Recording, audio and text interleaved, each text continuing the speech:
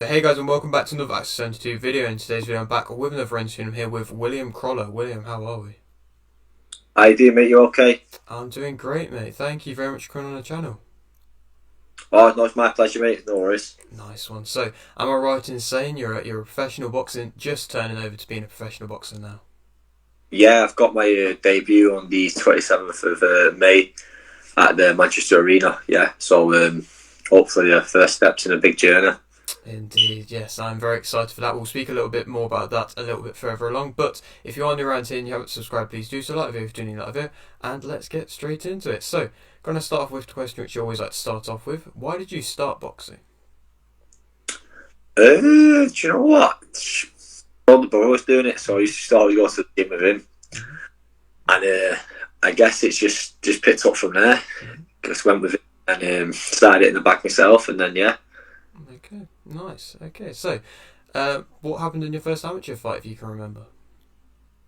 First amateur fight, won the first amateur fight, won the first six actually.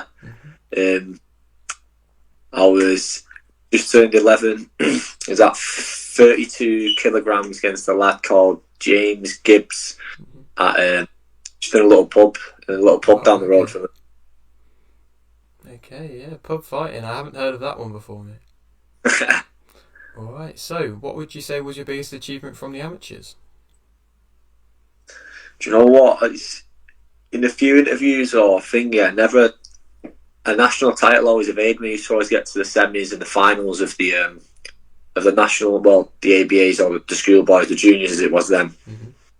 and I'd never get any luck. I'd get beat. I remember being beat 8-7 in the final. Alright.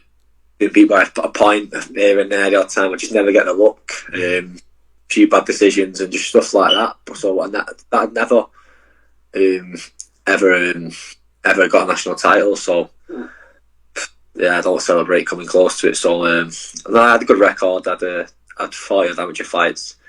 Won 30, so they're good enough record. Yeah, indeed. No, definitely. You get a lot of the kind of annoying decisions in the amateurs, and hopefully for you it will not transfer over to the professional side of things. And I mean, of course, you're moving over now to the professional side of things, and so why have you chosen to turn pro now? Well, obviously you won't know yourself. I had a big break from boxing from say 16, 17. I was out of the gym until I was like 20, 21. Then um, I come back, and then COVID come, so that took another 2 years. So then only last year I got going properly again, back to the amateurs, and then I just wanted to turn pro. It was always to turn pro. That's why I come back. I didn't want to be sat there when I'm 28, 29, thinking, watching the boxing on the TV. I'm a big boxing fan. I watch it all the time, thinking, I should have given that a go, or just looking back and then wishing different. So I'm here now, and yeah.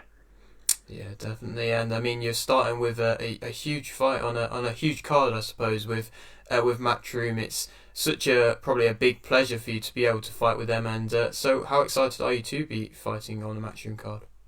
Oh, it's a dream come true. I'm over the moon with it, but like you say, well, this will be the first one where I've said it, but I'll say it time and time again. I know why I'm on that bill. I'm on that bill because of my second name, but they're always the bills that I know have always been good enough to be on, and I plan on showing on the May 27th. I'll be on that, and I'll be staying on them sort of shows.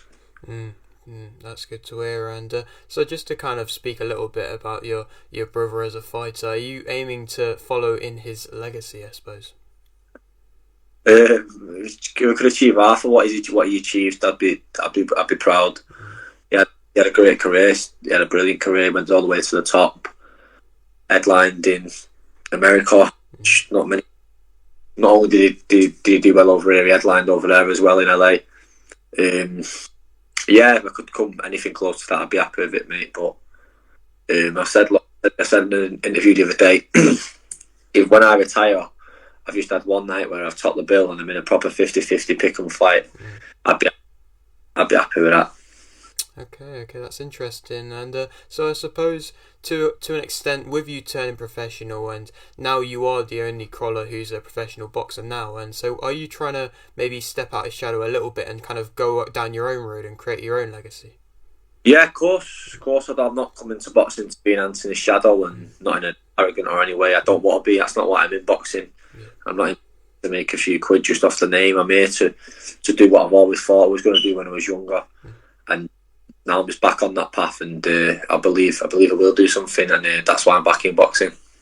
Okay, that's great. And so, I mean, you're fighting in your hometown of Manchester, and so I'm sure you're going to be selling quite a lot of tickets for this fight. And so, how much of a privilege is it to be fighting such a big fight for you in your hometown? Of course, it is. We were looking at a few dates, and none of them really fitted in for the debut. I wanted my debut in Manchester because I'll do well on tickets for this. But you want as many as you can get there. Your debut special, you only get one, don't you? Yeah. So I did one just about. There was absolutely no shows. There's nothing, literally nothing in Manchester, and then this come up. So yeah, it just fits the bill perfect. Yes, it does indeed. And so overall, how's preparations going for May 27th? So you got a little bit of distance away, but how's preparations going for it? Yeah, I've got just under 5 weeks. It's going great, mate. I've been in the gym all year. I've been in the gym all year. My weight's good. My weight's always good. That's one thing I learned from Anthony. That's one thing I always stay on top of. My weight's fine now. Yeah, it's going great, mate. Starting to come now. Really well. Sparring good.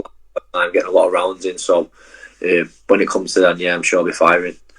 Okay, great. And so, for anybody who's maybe not watched your amateur career and come in to watch this first professional fight of yours, what would you say makes yourself interesting as a fighter? I'd say pretty heavy-handed and switch here. So I thought both of them makes for an exciting watch. Yes, indeed. And so, I mean, you spoke about how you'd love to have a good 50-50 top of the bill fight, but maybe titles-wise, are you maybe trying to go down a traditional route with Southern area and like English and British, or maybe jumping the queue a little bit and going for maybe European? No, no, jumping the queue, mate. I'll fight. I want to have literally. So I start the 27th. I just want to be busy. I want to be out every 2 months, every week. I want to literally. I've had my years in my breaks to enjoy myself. I want to be there, and I want to be 10, 12 and all within 2 years of a kind of calendar, and then by then I want to be ready to push on for the titles. So when it comes to it, I'd love to win them all. I'd love to go English, British. I'd nothing more make me proud than winning a British title. It's a big belt in my family. My dad loves the belt. He won it, but I'd love to win it outright. Yeah, definitely. No, it's a huge belt with a huge legacy behind it. And so, I mean, you spoke about how you're a boxing fan, and just to speak about, I mean, you're on the Lara versus Wood rematch card, and so what's your kind of maybe prediction for that fight?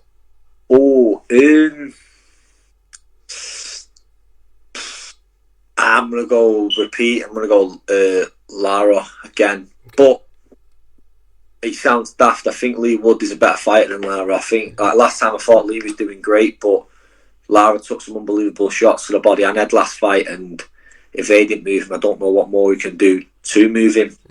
And, I think he's a great fighter. He's very exciting. I've liked watching all his fights. Him and Collins was a barnstormer. But I don't know if Lara lands again, does it have the same effect? I don't know, maybe possibly. So we go Lara, but I'm rooting for Lee Wood.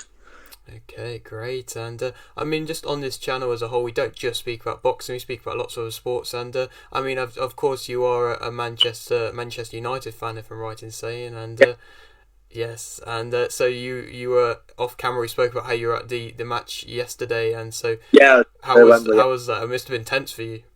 To say it's a different trip. It was a sober trip for me. Okay.